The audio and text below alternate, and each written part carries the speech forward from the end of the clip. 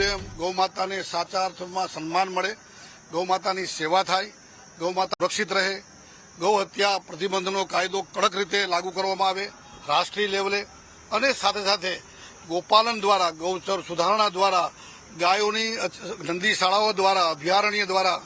પ્રાકૃતિક ખેતી દ્વારા અને અનેકવિધ ગૌય પદાર્થોના ઉત્પાદન દ્વારા ગૌશાળાઓ સ્વાવલંબી થાય, સાથે સાથે ખેડૂત સમૃદ્ધ થાય,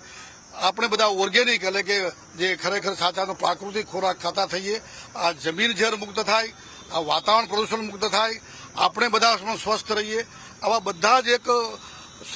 સર્વાંગીણ ઉદ્દેશો સાથે આ અભિયાન સમગ્ર દેશમાં સંતોના માર્ગદર્શન નીચે, કોઈ પણ નામ સંતોના કે બેનર નીચે નહીં, પરંતુ ફક્ત ને ફક્ત ગૌ માતા અને નંદી મહાराजના ધ્યાનમાં રાખીને એમના આશ્રય સ્થાને આ ચાલી રહ્યું છે। मात्रा में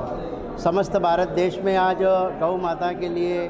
सुरक्षा और संवर्धन का आह्वान हुआ है। प्रत्येक राज्य से, प्रत्येक गांव में से गौ माता के लिए आज भक्तों ने गौ सम्मान का आह्वान किया है। हेतु माटे आ गौ माता ने राष्ट्रमाता जाहिर करावा माटे आज आ आवेदनपत्र, रेली वगैरह कार्यक्रम કરવામાં આવ્યા છે અને આવનાર દિવસોમાં આ પ્રક્રિયા સતત ચાલતી રહી છે, ભૂતકાળમાં અને ભવિષ્યમાં પણ ચાલતી રહેશે।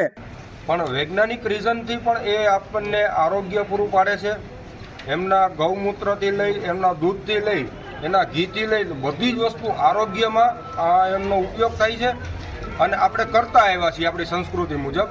તો એને એક અલગ ક્ષેત્ર મળે, માતાનો દરજ્જો મળે, એ હેતુથી આ બધા ગૌ ભક્તો ભેગા થયા।